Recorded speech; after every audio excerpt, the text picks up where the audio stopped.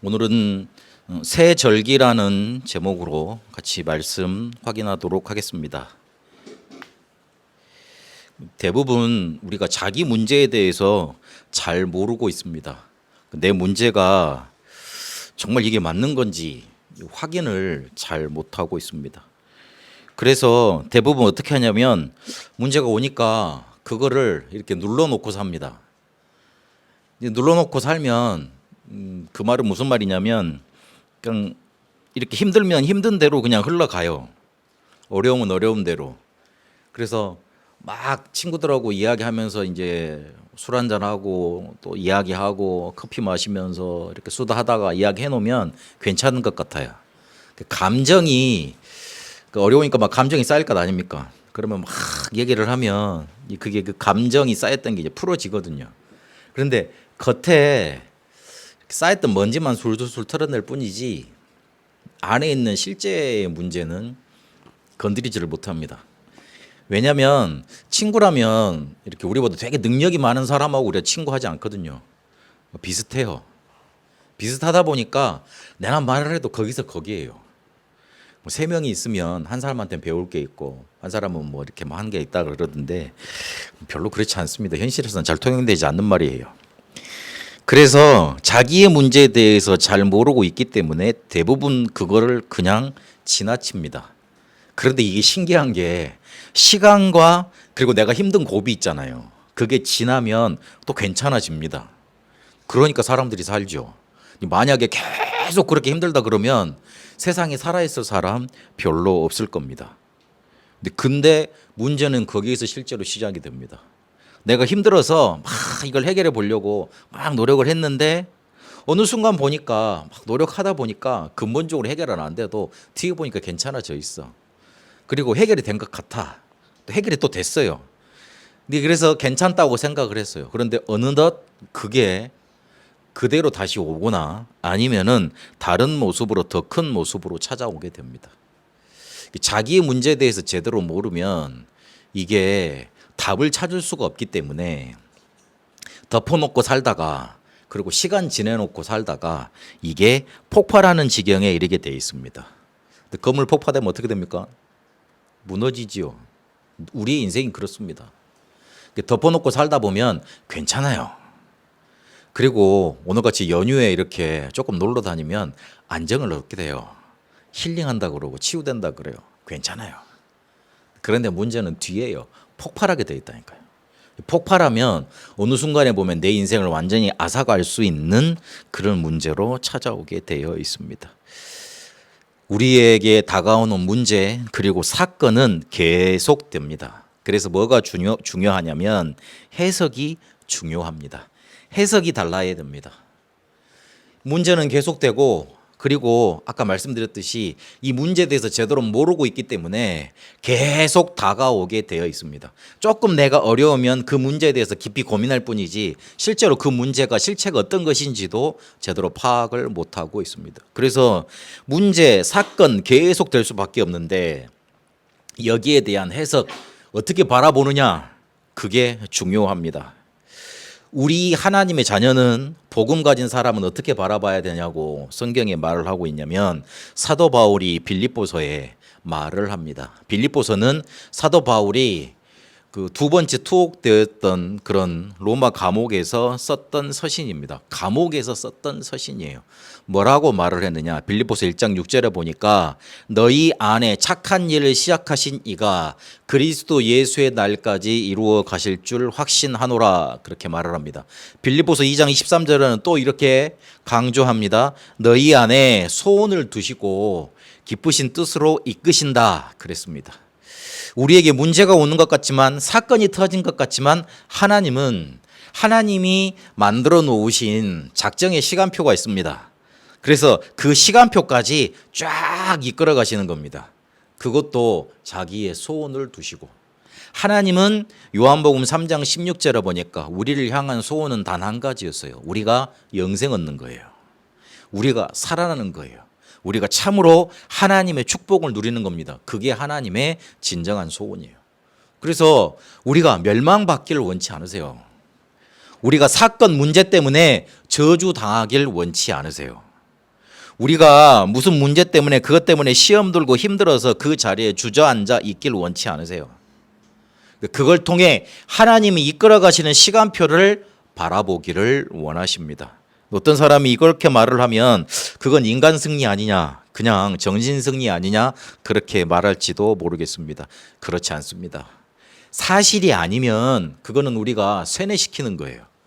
그래서 기독교로 종교로 보는 사람들이 가장 많이 하는 말이 있습니다. 그거 정신 승리 아니냐, 쇠뇌시키는 거 아니냐, 그 쇠뇌 정말로 무서운 일 아니냐, 그렇게 말을 합니다. 특히 어린이들한테 종교 강요하지 마라, 그런 분위기로 자꾸 이렇게 나가고 있죠. 자기 선택권을 줘야 된다고 그렇게 인권이 발전시키는 방향으로 말을 하고 있습니다.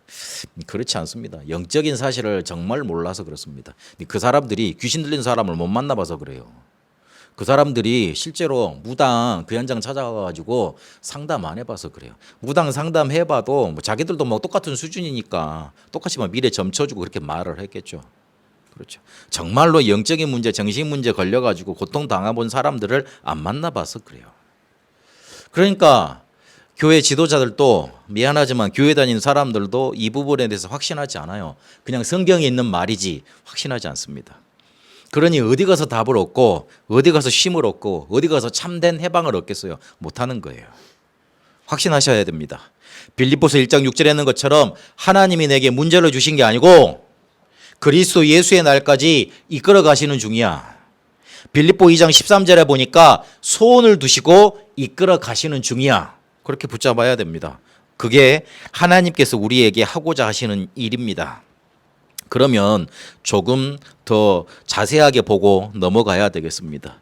우리에게 왜 이 해석이 중요하냐? 사건이 계속되는데 왜 이 해석이 중요하냐? 해석과 결론은 같아지게 되어 있습니다. 내가 이렇게 해석을 하면 결론도 그렇게 나게 되어 있어요. 그리고 뭐까지 결정짓게 만드냐면 결과, 열매도 결정을 짓습니다. 하나님을 믿지 않는 사람들은 뭐라고 해석을 하냐면 내가 뭘 그리 잘못해서 이런 일을 당해야 되지, 그렇게 해석을 합니다. 그리고 내가 왜 이렇게 재수가 없지? 그리고 나는 왜 이거 하는 것보다 잘 안 되지? 왜 이런 문제가 자꾸 내게 터지는 거지? 그렇게 해석을 하고 그렇게 바라봅니다. 그러면 어떤 결론으로 같아지게 돼 있습니까? 어떤 결론으로 결과가 맺어집니까? 운명을 벗어날 수 없는 운명 안에서 사라지는 결론이 맺어집니다. 그래서 이 운명을 절대 해결할 수 없어요. 그래서 이 운명에 사로잡힌 그런 열매들이, 결과들이 계속 나타나는 겁니다. 그래서 이제 자기 문제에 대해서 잘 모르니까 이런 생각도 잘 안 하죠. 그냥 힘들 뿐이지. 그런데 살아가다 보면, 계속 지나가다 보면 뭔가 운명이 자기를 사로잡는 거기에서 빠져나오질 못하는 거예요. 맨날 계속돼. 그래가지고 힘들면 아프다고 그래가지고 뭐 자꾸 막 울고 불고 막 그렇게 하는데 답이 안 나요. 하나님을 믿는 사람은 어떻게 해석을 하죠? 어떻게 바라보죠? 하나님이 나한테 혹시 이거 벌 주시는 거 아니냐? 내가 요즘 영적 상태도 안 좋고 말씀도 잘 안 듣고 있고 훈련도 잘 안 가고 있고 예배도 잘 안 드리고 있고 예배는 잘 빠져먹고 있고 그러는데 하나님이 그래서 나한테 벌 주시는 거 아니냐, 그렇게 해석을 하는 경우가 많이 있습니다. 내가 하나님께 헌신을 못했더니만, 내가 하나님께 열심히 봉사를 안 했더니만, 내가 그래 교회의 말을 안 듣고 목사님 하시는 말씀 제대로 안 들었더니만 하나님이 나한테 시련을 주시고 힘든 일을 주시는구나, 그렇게 생각을 하고 있습니다. 그렇게 해석을 합니다. 그러면서 어디를 찾습니까? 자연스럽게 욥기를 찾더라고요. 욥이 고난을 많이 당했잖아. 그래가지고 그래 하나님이 나를 단련하신 후에 연단하신 후에 나를 이렇게 뭔가 이렇게 축복하실 것이다. 그래서 내가 이 시험을 잘 견뎌봐야 되겠다. 그 정도 수준밖에 안 되고 있습니다. 뭐죠? 이것 못하면 탈락이고 저거 하면 합격이고 율법이지 않습니까? 율법이잖아요. 하나님이 뭔가 법을 제시해 놓고 기준을 제시해 놨어.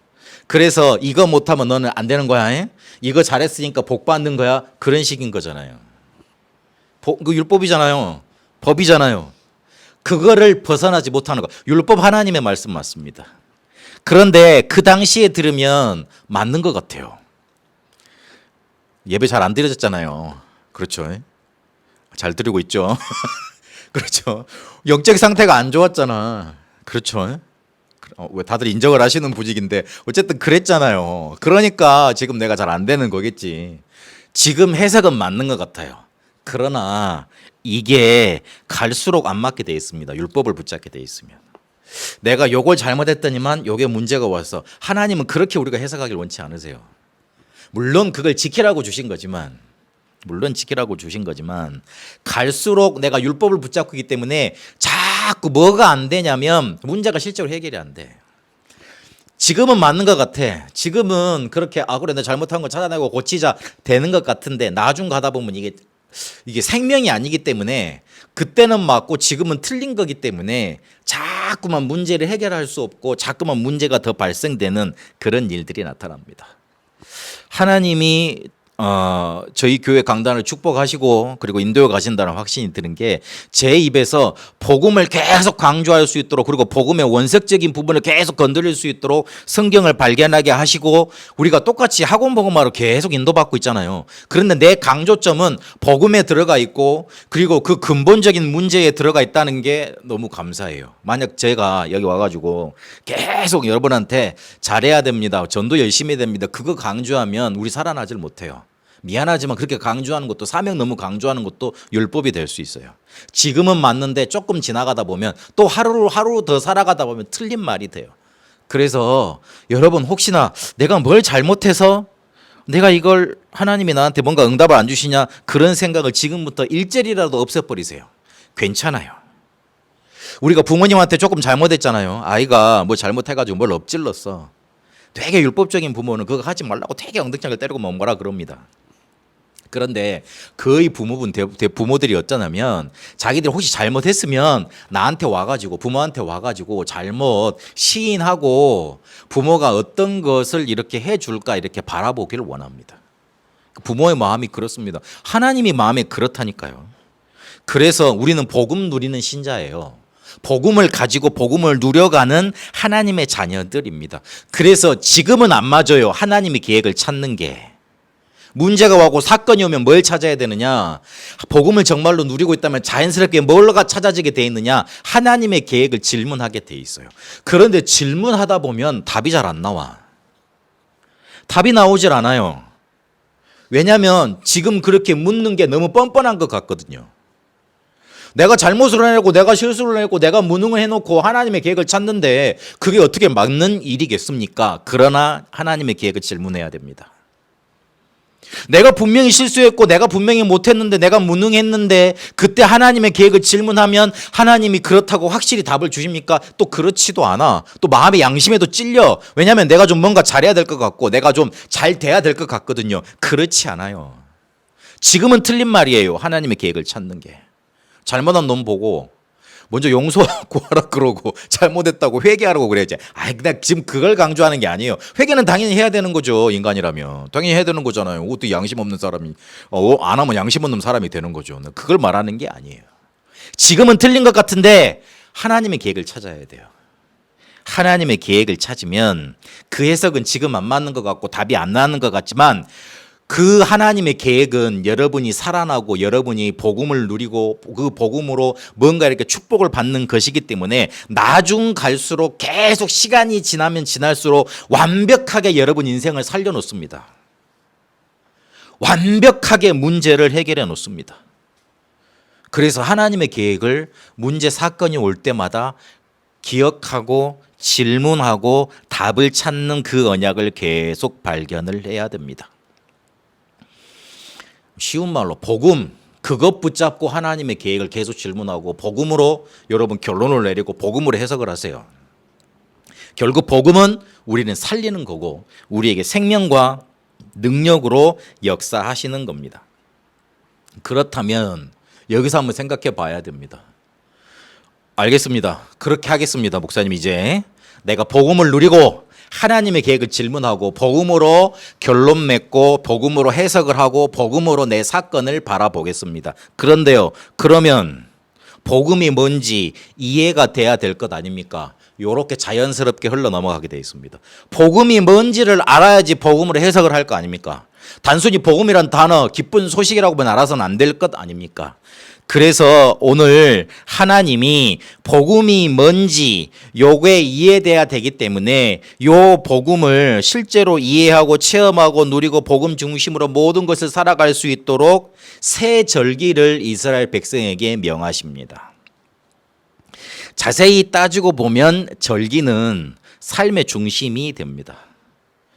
베트남 사람들이 노동 강도가 세잖아요. 여러분 다 아시겠지만 거기는 일요일도 잘 없어요. 계속 일을 해요. 근데 언제 쉬지요? 떼시라고 하는 명절이 있습니다. 그때는 온 나라가 다 쉬어요. 그래가지고 그때 제가 잘못해가지고 한번 베트남에 갔는데 밥 먹을 게 없더라고요. 어디 뭐 상점 다 문을 닫더라니까. 관광지는 아예 그냥 막 이렇게 막 그렇기도 하고 그렇더라고요. 이 사람들의 삶의 중심은 떼시라고 하는 우리나라의 설날 있잖아요. 구정 있잖아요. 그 중심으로 다 스케줄이 짜져 있어요. 그리고 그 노동절인가 그때 있어요. 공산주의 국가니까 그걸 굉장히 중시 여겨. 그래가지고 그때 휴가가 또 굉장히 길어요. 그러는 것처럼 절기는 그냥 단순히 절기 지킨다 그런 페스티벌 그런 이벤트가 아니고 삶의 중심을 이루어 놓습니다. 우리 직장인들이 우스갯소리로 뭐라 그러냐 보니까 그 휴일만 기다린대.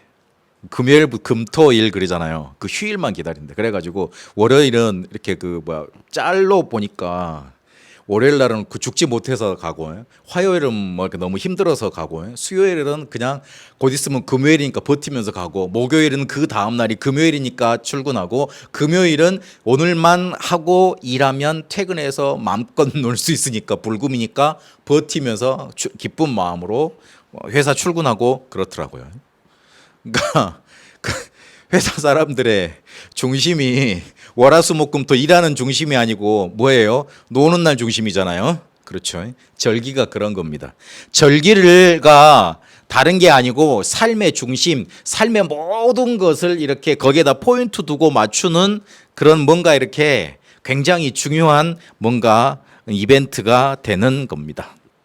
그래서 이 새 절기를 하나님이 딱 말씀하시면서 뭐를 설명을 계속 하신 거냐면 복음이라는 게 이런 거야.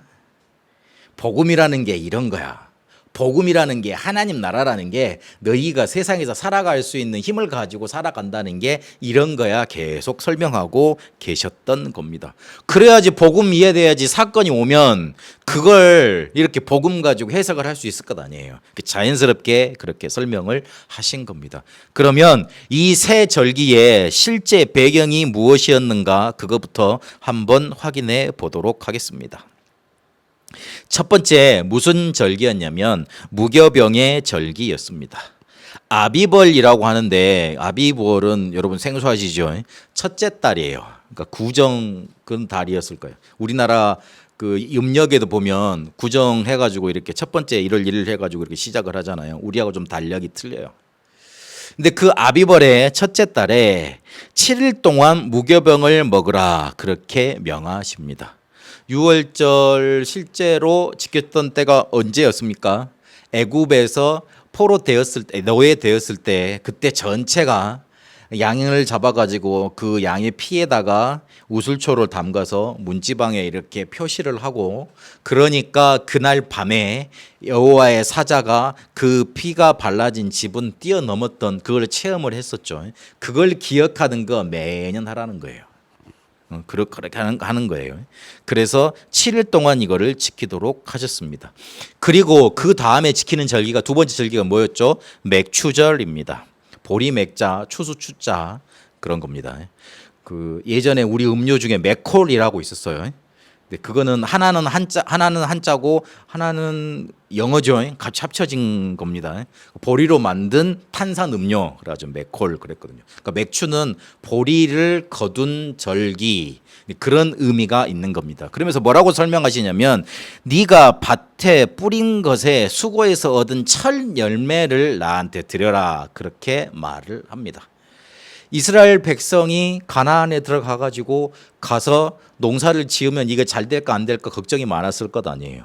그런데 실제로 가 보니까 이게 한 그 보리가 이렇게 심어 가지고 빨리 이렇게 얻을 수 있는 그런 물건이라고 그러더라. 작물이라고 그러더라고요. 그렇게 처음 이렇게 얻은 작물이었던 겁니다. 그래서 그 첫 열매를 하나님께 드리라 했던 거예요. 그리고 세 번째로 그 수장절, 그러니까 추수감사절 의미가 크지요. 뭐라 그러셨냐면 수고하여 이룬 것을 연말에 밭에서부터 거두어서 저장했다. 이걸 기념해라. 거두어서 저장하고 난 다음에 추수를 다 하고 난 다음에 또 절기를 지켜라. 그렇게 감사함으로 내게 빈손으로 나오지 말고 예물을 들고 나한테 나와라. 그렇게 말씀을 하십니다. 무슨 절기인지는 알겠어요. 그런데 이 절기가 어떤 영적인 의미를 가지고 있는가 확인을 해봐야 됩니다. 하나님이 단순히 뭔가 부족해가지고 올 때마다 예물 갖고 와, 올 때마다 이걸 지켜, 그렇게 하신 게 아닐 것 아니에요. 앞서 우리가 본론 들어가기 전에 복음을 이해시키기 위해서 삶의 중심으로 요거를 이해하라고 세절기를 만드셨다 그랬잖아요. 그러면 거기에는 영적인 의미가 있을 것 아닙니까? 첫 번째, 유월절은 구원의 의미가 있습니다. 피 바를 때 이스라엘이 애굽에서 해방이 됐지 않습니까? 그래서 구원의 의미가 있습니다. 오직 그리스도 아니면, 이 피 아니면, 그리스도의 피 아니면 사단, 죄, 불신앙 이길 수 없고 해방받을 수 없습니다. 우리의 문제가 실제로 성경은 뭐라고 말을 해주고 있습니까? 사단에게 속아서 죄 속에 빠져서 하나님을 떠난 불신앙 속에 너희들이 갇혀 있다. 그래서 저주대항 당할 수밖에 없다. 그렇게 말을 하고 있습니다. 우리의 문제가 돈이 없는 게 문제가 아니고 실력이 부족한 게 아니고 실수를 많이 한 문제가 아니에요. 미안하지만 우리에게 와 있는 영적인 문제는 어디서 출발이 됐느냐? 오래된 창세기 3장에서 출발이 됐습니다. 요 문제를 실제로 우리는 절대 불가능, 해결할 수가 없습니다. 그래서 해결할 수 있도록 무슨 길을 주셨습니까? 창세기 3장 15절에 여자의 후손을 주셨어요. 그런데 미안하게도 창세기 3장 15절 이 여자의 후손에 대해서 알아먹는 사람들이 없었어요. 요셉이 이걸 진짜로 알아먹었잖아요. 요셉이 이걸 정말 언약으로 붙들었잖아요. 그러니까 하나님이 무슨 꿈을 보여주시냐? 창세기 3장 15절을 전 세계로 퍼뜨려야 되겠는데 그거 할 수 있도록 하야 달과 11별이 자기한테 절하는 꿈을 보여주십니다. 요셉 이후로 이 창세기 3장 15절을 붙든 사람이 없었어요. 그러니 400년 동안 미안하지만 당해야 됐던 거예요. 그렇게 힘들어야 됐던 거예요. 그 뒤로 창세기 3장 15절을 이해한 사람이 나왔습니다. 누굽니까? 모세였어요. 모세가 어떻게 붙잡습니까? 그걸 피제사, 피언약으로 붙잡습니다. 요게 전달이 돼서 여호수아 갈렙에게 전달이 되어지고 그렇게 계속 전달되어서 다윗에게 전달이 되고 그렇게 전달되어져서 이사한테 전달이 되고 그렇게 초대교회로 전달이 된 겁니다. 이 그리스도가 계속 전달이 되어져서 우리에게 찾아와서 그 그리스도가 누구에게도 오셨냐면 나에게도 찾아오신 거예요. 유월절 구원을 의미합니다. 맥추절 한번 보세요. 맥추절은 77절이라고 그럽니다. 유월절 드리고 난 다음에 7일 일주를 7번 지나고 난 다음에 드려라. 그래서 순이란 말은 10을 말하거든요. 오순이란 말은 50일째 드리는 날, 드리는 절기. 그래서 오순절 그래요. 6월절 다음에 50일 지나고 난 다음에 드리는 절기라 해서 오순절 그러거든요. 그래서 오순절 하루 빼면 49일이잖아요. 지나고 49일 지나고 난 다음에 그 날이니까 50일째 되는 날이잖아요. 그래서 77절 그렇게 말을 합니다. 77절 이 날에 오순절 이 날에 사도행전 2장 1절에 보니까 무슨 일이 일어났습니까? 성령께서 충만하게 역사하시는 일이 일어났습니다. 그런 일이 일어났습니다. 근데 요거는 뭘 배경을 해야 되냐면 수장절을 배경하고 맥추절을 좀 생각을 해봐야 됩니다. 먼저 수장절부터 설명을 드리겠습니다. 수장절은 추수감사절 의미인데 보장이 되고 넉넉하게 차 있는 걸 말하잖아요. 이제 우리가 살아갈 뭔가가 곡식이 저장되어 있고 보장되어 있다는 걸 말하는 겁니다. 우리의 보양, 우리가 가야 될 곳이 보장되어 있지 않습니까? 그게 뭡니까? 천국이잖아요. 그래서 수장절은 우리의 배경인 천국을 의미합니다. 그렇죠? 잘 생각을 해보세요. 유월절은 구원을 의미한다 그랬잖아요. 그럼 구원, 우리가 예수를 그리스도로 믿었잖아요. 끝났잖아요. 그리고 수장절은 우리가 가야 될 곳이잖아요. 미래잖아요. 근데 그게 이미 보장받은 거잖아요. 그것도 보장받았으니까 생각 안 해도 되죠. 근데 중요한 게 어디입니까? 맥추절이에요. 잘 생각을 해보세요. 내가 이거 생각을 하다가 맥주절이 왜 중요하지? 맨날 중요하다고 그러는데 내가 잘 이해가 안 가다가 이번 설교를 준비하다가 그렇지 그런 의미였구나 이 생각이 들더라고요.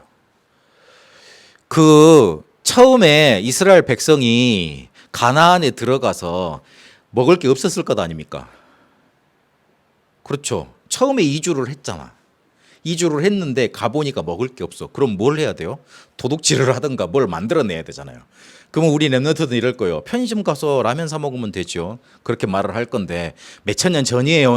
그런 게 있었기 맞물리 하잖아. 그래서 그것도 몇백만이나 되는 사람이 가서 이렇게 뭐 채집 활동 그건 할 수는 없었겠죠. 그렇죠. 그래서 하나님이 가서 밭에 가서 너희들이 들어가면 밭에 씨를 뿌려라. 그러면 바로 이렇게 열매를 맺게 될 거다. 그런 의미예요. 그럼 1년 뒤에 그러면 농사를 해야 될 거 아니에요. 그러면 쩔쩔 굶으면서 1년 동안 참으면서 농사를 짓나요? 그렇지 않죠. 뭔가 먹을 게 있어야 되잖아요. 그 생각을 자연스럽게 하게 되지요. 농부들은. 가정부는 그렇게 분명히 하게 될 것 아닙니까?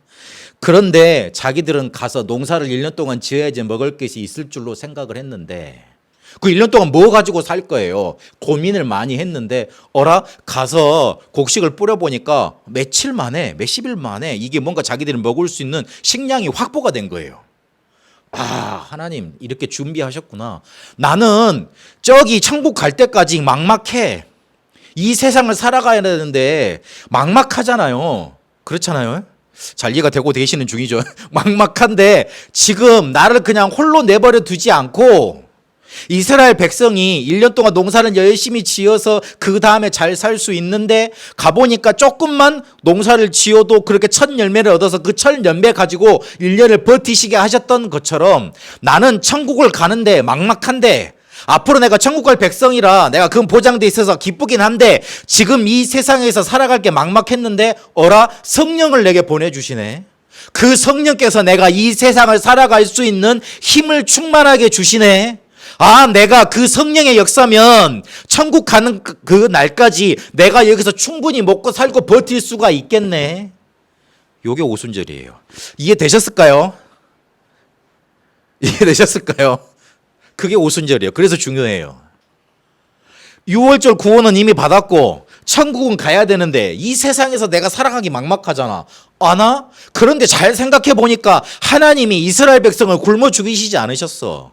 가서 가나안 가가지고 농사를 분명히 지어야지만 먹고 살 수 있는데 그거 못할 줄 알았는데 하나님이 뭔가 빠르게 이렇게 수확이 되는 맥주 보리 그걸 뿌리게 해서 거두게 하셔서 그거 가지고 버티게 만드셨어요. 1년 동안. 그런 것처럼 우리가 천국을 가야 되는데 그럼 완전히 끝나버리는데 그 가기 전까지 하나님이 성령으로 우리에게 역사하셔서 이 세상에서 살아갈 수 있는 힘이 넘치도록 만들어 주시는 거예요. 그게 오순절. 그래서 정말로 중요한 게 뭐냐면 오순절 성령의 역사입니다. 그래서 성령께서 오순절에 우리에게 첫 열매 대신 그 증거를 보여주시기 위해서 역사하셨던 겁니다. 충분히 이해가 되셨을 줄로 알고 그러면 지금과는 어떤 의미가 있습니까? 알았다 이거요 이제. 알았다 이거. 근데 이제 무슨 의미가 있습니까? 사도행전 1장 1절에서 8절, 2장 1절에 2장 1절에 13절 그 말씀을 잘 보시고요. 한번 보세요. 새 절기가 어디에서 다 성취가 된 겁니까? 지금 제 설명을 들어보니까 마가다락방에서 성취가 된 거잖아요. 1장 1절에 보니까 그리스도를 붙잡았죠. 1장 3절에 보니까 앞으로 가야 될 수장절 내용인 하나님의 나라가 선포가 됐죠. 그 40일 동안 설명하셨잖아요. 그런데 오순절 마가다락방에 딱 하나 남았잖아요. 오순절 때 오순절이 성취된 거 아니에요? 사도행전 1장 8절에 그 성령 충만의 역사가 2장 1절에 13절 보니까 성취가 됐잖아요. 마가다락방에서 이 세 절기가 그대로 모두 다 성취가 된 겁니다. 그런데 여기서 더 중요한 게 바울이라는 사람이 이 마가다락방 역사를 가장 잘 재현을 했습니다. 잘 이해를 하고 가는 곳마다 마가다락방의 하나님 나라의 일을 설명을 하고 그 성령 충만을 그대로 재현을 했습니다. 베드로가 얼떨결에 고넬료한테 복음을 전했는데 성령이 임해버렸어. 그거는 자기가 이해한 게 아니잖아요. 그 베드로가 쉽게 말하면 성령 임하니까 당황한 기색이 나오잖아요. 사도행전 10장에 보니까. 그런데 바울은 그러지 않았어요. 일부러 의도했어요. 그래가지고 일부러 그 제자들한테 만날 때만 뭐라 그랬냐면 너희가 성령을 받았느냐 그렇게 물어보잖아요. 이해하고 의도했다는 거예요. 13장, 16장, 19장에 보면 의도했어요. 이해했다는 말이에요. 그러니까 마가다락방을 그렇게 재현시키고 처음 이렇게 뭔가 이렇게 재현을 하고 이해하고 전달했던 사람이 됐던 겁니다. 근데 여기서 중요한 건 바울이 마가다락방에 참석했던 사람입니까? 못했던 사람이잖아요. 그런데 어떻게 가장 잘 이해를 합니까? 그게 의문이죠. 그걸 뭘 말해줍니까? 지금 우리도 그 새 절기가 마가다락방에 성취되어졌다. 성령 충만 받으면 된다. 지금도 하시면 된다. 그대로 언약을 잡으면 그 역사를 그대로 체험하고 응답받는다는 말이 됩니다. 그런 논리적인 구조로 흘러가게 됩니다. 제 말이 혹시 틀렸습니까? 반박을 해 주십시오. 나는 맞다고 생각이 되는데요. 그렇죠. 성경적 근거를 들어드리겠습니다. 히브리서 13장 8절에 보니까 무슨 말이 있습니까? 예수 그리스도는 어제나 오늘이나 영원토록 뭐하다고요? 동일하시느니라 그랬습니다. 2000년 전에 역사하셨던 그리스도는 지금 나에게 지금 이 시간표에 역사하실 수 있는 거예요. 야고보 5장 17절에 이런 말이 있습니다. 엘리야가 어마어마한 능력을 나타냈다고 이스라엘 사람들이 다 알고 있습니다. 그런데 뭐라 그럽니까? 엘리야는 우리와 성격이 같은 사람이야. 같은 수준의 사람이야. 그렇게 말을 하고 있습니다. 엘리야에게 역사하셨던 게 우리에게 그대로 역사할 수 있는 거예요. 그러면 그거는 사도들의 말이니까 지나치더라도 더 성경적인 구조를 알려드리겠습니다. 요한복음 14장 11절에 12절에 보니까 예수님이 뭐라 그랬습니까? 성령께서 앞으로 오실 것인데 너희들은 나보다 더 큰 일을 하리라 그랬습니다. 누구의 말이에요? 예수님이 하신 말이에요. 예수님이 얼마나 기적을 많이 일으키셨는데 오병이어 그거 먹이시고 죽은 자 살려내시고 세계에 뒤흔들 그런 제자들을 살려내셨잖아요. 그런데 뭐라 그러셨냐면 너희는 나보다 더 큰 일을 하리라 그랬습니다. 그렇죠. 그래서 이 언약을 지금 내가 붙잡으면 그대로 동일하게 역사한다는 말이 됩니다. 새 절기는 끝난 게 아니에요. 완성되어졌고 지금도 그대로 성취되고 있습니다. 그래서 이 새 절기를 가지고 여러분 새로운 망대를 만들어 가야 됩니다. 왜 새로운 망대를 만들어야 됩니까? 지금 나한테 있는 오래된 망대로는 절대 불가능이기 때문에 그래요. 절대 불가능해요. 될 수가 없습니다. 그러면 이 새로운 망대를 어떻게 만들어 갑니까? 간단합니다. 복음을 하나님이 새 절기로 설명을 하시고 그리고 복음을 초대교회는 뭘로 예수님께서 복음을 뭘로 설명을 하셨냐? 하나님 나라라는 것 가지고 설명을 하셨어요. 그러면 우리는 새 절기에서 이어지는 이 하나님의 나라를 기도로 조금만 붙잡고 누리기만 하면 새로운 망대가 세워지게 되어 있습니다. 하나님 나라를 설명을 했는데 그거 이루는 방법을 성경에서는 간단하게 말을 하셨어요. 기도. 그냥 기도 가지고 이 복음의 내용을 계속 누리면 됩니다. 하나님의 나라가 임하게 해달라고. 마태복음 6장에도 보면 너희는 먼저 그의 나라와 그의 의를 구하라 그랬지 않습니까? 다른 거 구하지 말라 그랬어요. 하나님의 나라가 이 땅에 임하기를 주기도문에서도 그렇게 말씀을 하셨습니다. 그거를 제대로 알아들었던 바울이 사도행전 13장, 16장, 19장에 보니까 하나님의 나라를 설명해 놓고 그거를 성취하는 방법이 뭐였습니까? 기도였어요. 간단한 거예요. 제가 이제 복잡하게 설명을 드렸는데 지금까지 들어보면 복잡하게 설명을 드린 건데 이루는 방법은 간단해. 기도만 하면 돼. 기도로 누리면 돼. 성경의 방법이 그랬으니까 우리도 그렇게 따라가면 되는 거예요. 간단해요. 아침과 낮과 밤에 7망대 여정 이정 배워가지고 계속 집중하세요. 조금 긴 호흡으로 그걸 멈추지 말고 계속 연속해서 하세요. 목사님 힘들던데요? 아니에요. 조금 하다 보면 시스템이 만들어져요. 그 호흡기 학과에 좀 권위자이신 박사님이 그러시더라고요. 여러분 호흡은 조금 연습을 하셔서 그게 여러분에게 조금 체질화가 되도록 시스템이 되도록 만들어 가시기까지 노력을 하셔야 됩니다. 그러더라고요. 원래 그런 거 보니까 다른 거 다 그래요. 저도 골프 칠 수 있어요. 안 믿으시네. 골프 칠 수 있어요. 골프채 갖다 주세요. 공 맞힐 수 있어요. 근데 잘 치겠어요? 제가 배워본 적이 없는데. 골프 배우려면 가서 열심히 연습하고 막 투자하고 그래야 됩니다. 할 수 있어요. 그렇죠. 근데 조금 시스템이 있어야 돼요. 배워야 돼요. 노력을 해야 돼요. 마찬가지로. 호흡도 그냥 계속 해보세요. 길게. 여러분 그 다 개인마다 틀리다니까요. 5초 하라 5초 하라 그러는데 아니에요. 안 되면 2초 2초씩 해도 괜찮아요. 2초 2초 헐떡거리는 겁니까?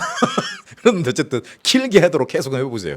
그 조금 연속해서 해보면 됩니다.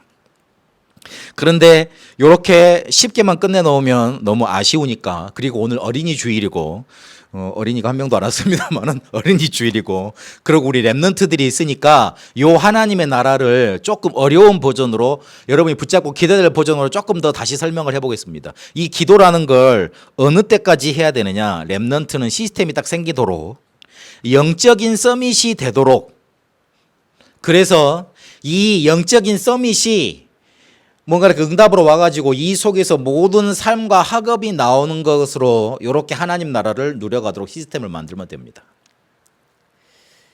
요거를 이뤄낸 민족이 있습니다. 어디입니까? 유대인들입니다. 유대인들이 예배를 최고로 많이 드려요. 그 사람들은요, 학교 공부 끝나고 나면 어디로 모인 줄 아세요? 회당으로 모이고 유대 도서관으로 모여요. 그래가지고 토론을 해. 막 열심히 토론을 하더라고요. 그것도 우리 같이 조용히 막 일방적으로 제가 전달하고 그런 게 아니고 막 자기들끼리 열심히 토론을 하더라고요. 막 시끄러워서 못 들을 정도로 토론을 하더라고요. 그런데 이 사람들이 그렇게 예배를 최고로 많이 드리고 막 그렇게 율법 임원구도 열심히 하고, 그리고 헌금도 최대 많이 합니다. 그런데 어떻게 됐습니까? 세계를 장악하는 민족이 됐습니다. 이스라엘을 함부로 넘보지 못합니다. 그 어마어마한 아랍 국가들 대단하잖아요. 함부로 넘보지를 못했어요. 장악하지를 못했어요. 쫓아내지를 못했어요. 대단한 나라가 됐어요. 그래서 이 유대인들이 자기 그 후대들을 엘리트 만드는 교육을 전도자 유목사님께서 정의한 게 있는데, 그게 7달란트 찾아가는 방법이에요. 그게 뭐죠? 필독소를 찾아내라. 근데 그걸로 끝나지 마라. 거기서 뭘 발견해야 돼요? 그리스도 그 말씀, 하나님의 말씀으로 답을 내야 된다. 그리고 위인 얘기를 해준다, 유대인들은. 그런데 위인 얘기로 끝나면 안 된다. 거기에서 역사하실 그리스도 찾아내야 된다. 그리고 새 절기를 같이 드린다. 그런데 그걸로만 끝나면 안 된다. 우리 랩런트들에게 실제로 이 속에서 역사하셨던 하나님의 역사를 알려줘야 된다. 그리고 네 번째가 뭐죠? 예배와 기도. 안식일 잘 지켰잖아요. 안식일을 잘 지킨 것처럼 우리 랩런트한테 예배, 기도 그거 알려줘야 된다. 그래야지만 어디 나가서 홀로 성공할 수 있어요. 그리고 유대인들은 회당에 모여서 성인식을 하고 실제로 로지라는 전문 조직을 만듭니다. 그런 것처럼 우리 랩런트한테 5, 6, 7번째 오직 유일성 재창조, 성인식, 사명식, 파송식 요걸 만들어줘야 된다. 그렇게 7달란트를 찾아가는 여정을 말씀해 주셨습니다. 근데 그 키포인트가 뭐냐면, 유대인들은 영적인 걸 가장 소중하게 여기는데 거기에서 자기의 모든 삶과 부가 다 나왔던 거예요. 왜 우리 랩런트들을 그렇게 못 만듭니까? 금토일 시대 세 가지 뜰 다 그런 의미예요. 우리 아이들을 하나님 나라 누리는 영적 서밋으로 만드는 거예요. 근데 영적 서밋이 됐는데 거기서 모든 게 다 나와.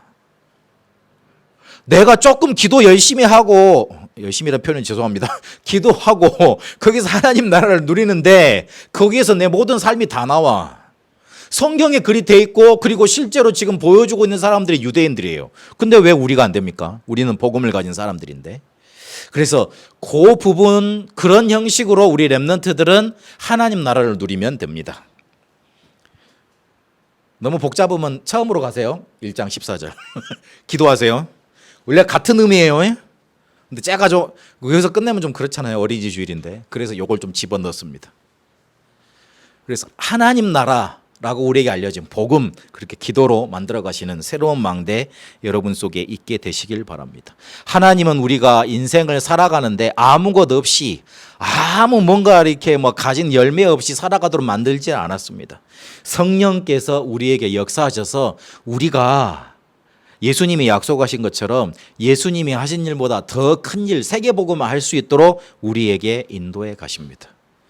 그렇게 여러분, 복음으로 여러분에게 오는 문제를 해석하시고, 그렇게 복음으로 여러분 살아나는 응답, 새로운 망대를 만들어가는 응답 있게 되시길 바랍니다. 살아계신 하나님, 오늘 우리에게 사건을 바라볼 수 있는 복음이라는 확고한 해석의 기준을 주시니 감사드립니다. 이것을 실제로 우리 속에 새 절기로 누리게 하셨던 그걸 바라보면서 우리에게 임하는 성령의 역사, 이걸 계속 누려갈 수 있도록 인도하여 주옵소서. 그래서 복음으로 하나님 나라로 새로운 망대 만들어가는 기도와 영적 서밋이 되어지는 시스템 만들어가는 여정 시작하게 하여 주옵소서. 우리 렘넌트들 예배와 기도 이것 붙잡고 영적 서밋 속에서 모든 것이 나와지는 응답 이제는 체험하고 누리고 전달하게 하옵소서. 살아계신 우리 주 예수 그리스도 이름으로 기도합니다. 아멘.